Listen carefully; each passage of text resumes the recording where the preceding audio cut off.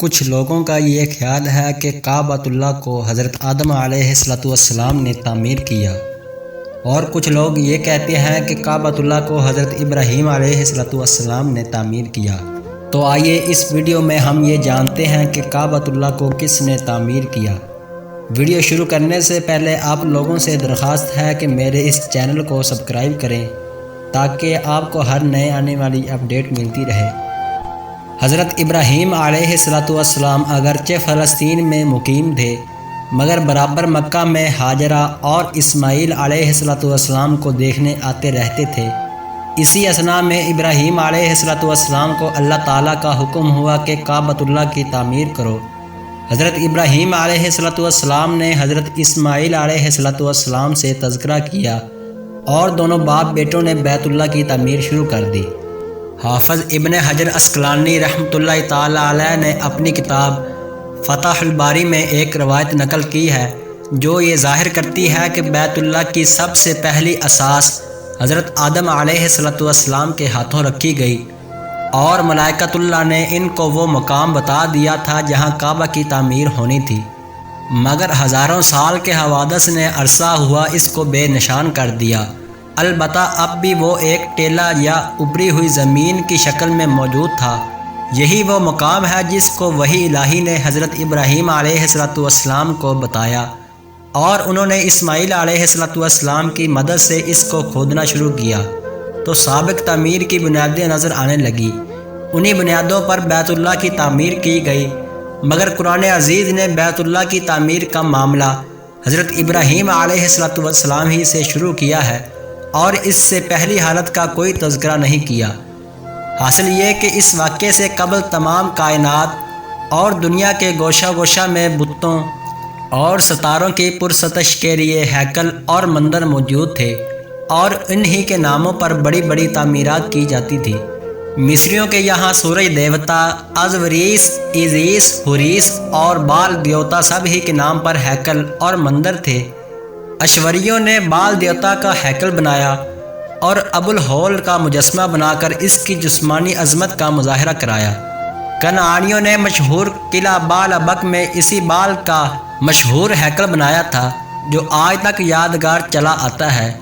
غزہ کے باشندے داجون مچھلی دیوی کے مندر پر چڑھاوے چڑھاتے تھے جس کی شکل انسان کی اور جسم مچھلی کا بنایا گیا تھا۔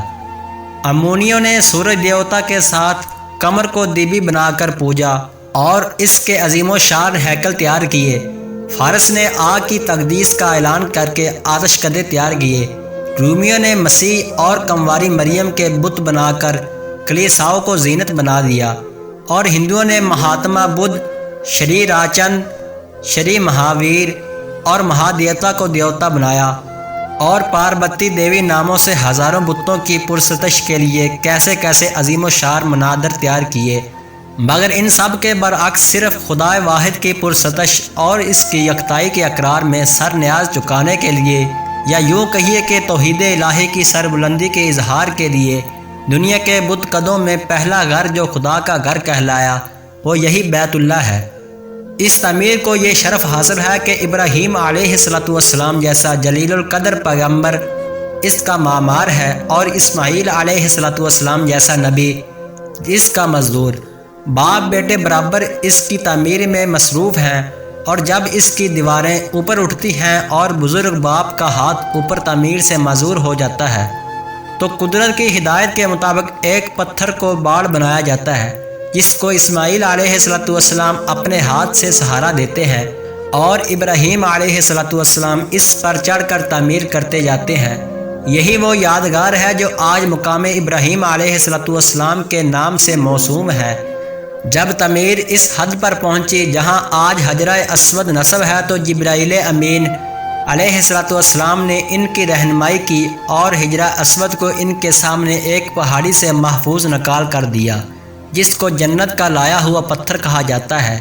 تاکہ وہ نصب کر دیا جائے۔ بیت اللہ تعمیر ہو گیا تو اللہ تعالیٰ نے ابراہیم علیہ السلام کو بتایا کہ یہ ملت ابراہیمی کے لیے قبلہ اور ہمارے سامنے جھکنے کا نشان ہے، اس لیے یہ توحید کا مرکز قرار دیا جاتا ہے۔ تب ابراہیم علیہ السلام نے دعا مانگی کہ اللہ تعالیٰ ان کو اور ان کی ذریت کو اقامت اور صلاۃ اور زکوٰۃ کی ہدایت دے اور استقامت بخشے، اور ان کے لیے پھلوں، میووں اور رزق میں برکت عطا فرمائے، اور تمام اقطاع عالم کے بسنے والوں میں سے ہدایت یافتہ گروہ کو اس طرح متوجہ کرے کہ وہ دور دور سے آئیں اور مناسک حج ادا کریں اور ہدایت کے اس مرکز میں جمع ہو کر اپنی زندگی کی سعادتوں سے دامن بھریں۔ قرآن عزیز نے بیت اللہ کی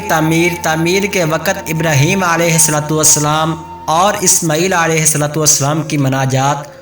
اقامت صلاۃ اور مناسک حج کی ادا کے لیے شوق و تمنا کے اظہار اور بیت اللہ کے مرکز توحید ہونے کے اعلان کا جگہ جگہ ذکر کیا ہے، اور نئے نئے اسلوب و طرز ادا سے اس کی عظمت اور جلالت و جبرت کو ان آیت میں واضح فرما دیا ہے۔ معزز سامعین محترم، اگر آپ کو واقعہ پسند آیا ہو تو ویڈیو کو لائک ضرور کریں۔